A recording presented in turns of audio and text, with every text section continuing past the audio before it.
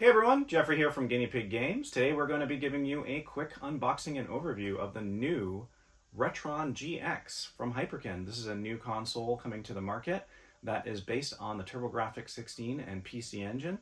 So let's jump in and check it out. All right, so here we have the Retron GX from Hyperkin, and we're going to do a unboxing. So this is the emulation console by Hyperkin, targeted for the Turbografx 16 and the PC Engine. So this is the box itself, retail box. It is approximately about 10 inches, 10 inches by about 8 inches by about 5 inches deep, and has some basically text and imagery on the back for the UI and user interface and some of the features that the console includes. So we're gonna basically flip this guy over and open it up. So I'm just gonna take the tab here, flip that, and then open her up. So here we're gonna see right away, we've got some text that says "Let's Game," and then we've got nice little cover, some cover art here, 1987 Reborn. So just flip that open. Inside there's some promo material, looks like promo and advertising, just some normal, the stuff that comes with Hyperkin. And then the pièce de résistance is the console itself. So here it is, we'll pop this out of the box. And as you can see, it's about the same size as the original PC Engine, a little bit thicker. It does have two Turbografx DIN connections on the front for your original Turbografx controllers. The box also includes, it looks like, a specialist controller. So it does come with a controller right off the bat. One of the things to note is the controller itself doesn't seem to come with an adapter for PC Engine, seeing as it does have a Turbografx DIN port attached to the controller. It's native to the console. So there are also a couple of USB ports on the front. This is USB 2. These are dedicated specifically for the use of USB-based controllers. One thing to note is that if you are using a DIN controller, then you can't use a USB controller and vice versa. So you have to choose what controller type you're going to be using with the console, at least for the time being. And we'll see if the firmware will adjust that. Then you have a power switch. Power switch, you're going to notice that there's no locking mechanism here on the top.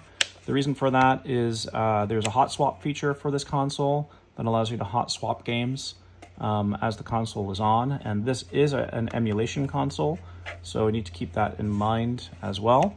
On the back side, we've got USB-C for power. We have an HDMI port here. There's a toggle switch that allows you to toggle between 4x3 and 16x9. And then there's a micro SD slot on the back with micro SD card. I believe it comes with a 4 gig card. This is used for ROM dumping, but it's also used for firmware upgrades and updates for the console itself. Then there's some rubber feet on the bottom, on the back side, and those rubber feet are, of course, to keep it from slipping. But otherwise, the console looks pretty well constructed. It's pretty rugged. You have the Hyperkin logo here that also lights up when the console turns on. So that's the console itself. And then the other things that we have in the box, of course, are the controller, as I've mentioned a little bit earlier. And then we have another box on the bottom, and I'm going to assume that this has the HDMI cable and all the other hookups. So sure enough, yep, here's the HDMI cable, and it looks like there is a USB A to C cable. So this thing runs off of 5 volts DC. So that's pretty standard these days, pretty much the same thing as the Analog Duo. So you just use a normal USB wall plug and you've got power. So that's kind of what's in the box. Next thing we're going to do is we're going to hook the console up, and I'll give you a quick run of the user interface and show you guys some of the functionality of the console itself. All right, here we are with our Retron GX hooked up to a television. As you can see, I've got a couple of original consoles.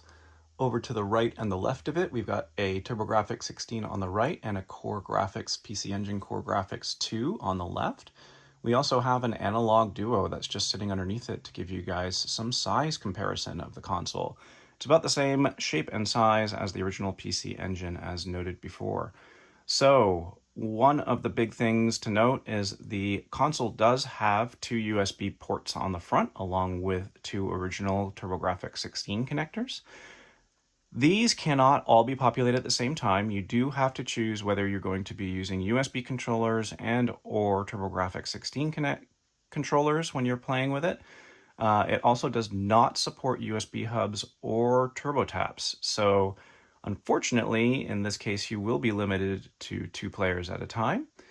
But most Turbografx 16 games do not support more than 2 players. So the vast majority of the library, you'll be just fine. So we're going to turn this guy on, and you're going to see how long it takes to load. It's usually about 15 to 20 seconds. What it's doing at this point is it's actually taking the game information from the hue card, dumping it into memory, and then loading it based off of that. So here we are as it loads, and as you can see, we're straight into Devil's Crush. I've got a couple of wireless controllers hooked up to it right now, so we're just going to get right into this. And I'm going to show you some of the really neat features of the console. So we're going to get the ball going here, and as the game's going, I'm just going to hit pause real quick through the run button. There's a little toggle switch over here on the left-hand side, back left, which is kind of cool. It allows you to immediately change the scaling of the game between 16:9 and or 4:3. So we can change the aspect ratio there real quick. And as we continue to play, we're just going to lose the ball here for a second, so I'm just going to let that go. And I'm going to hit run and select at the same time, which is going to bring us into this home menu. If you do have one of these nifty 8-bit DOE controllers hooked up to it, you can also hit the home button, and the home button will bring you into this menu as well. So we've got a rewind feature here, which is really, really cool. So if I hit the 2 button and jump into this, we have up to 12 frames of rewind functionality here.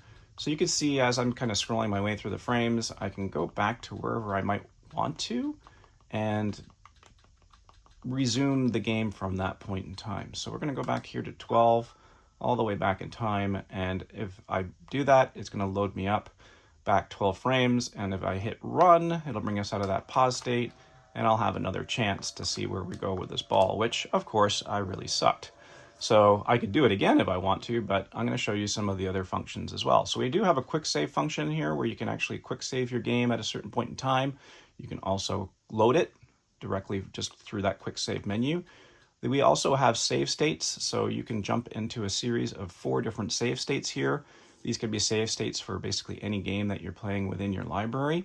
There's a reset game function here, so if we want to just reset the game, seeing as the run and select buttons basically bring you into this menu, it does not reset the game automatically like it does with the original consoles.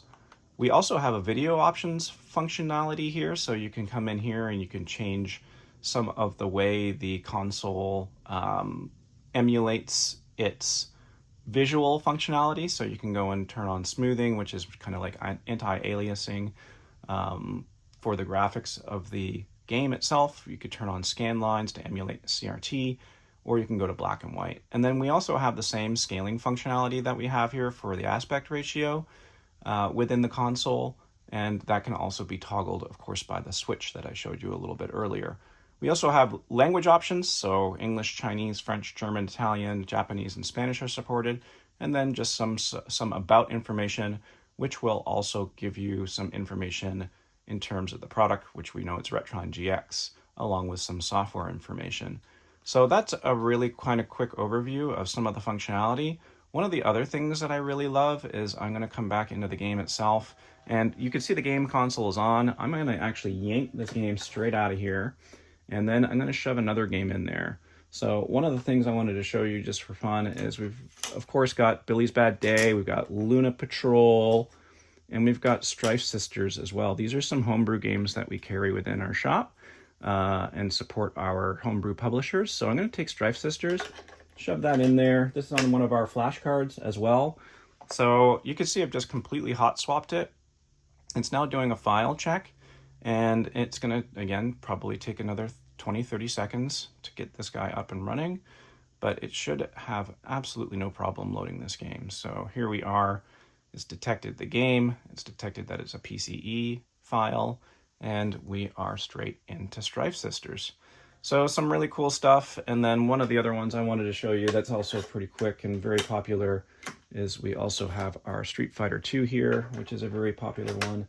So we'll shove that one in, and that should just load up without any problems at all.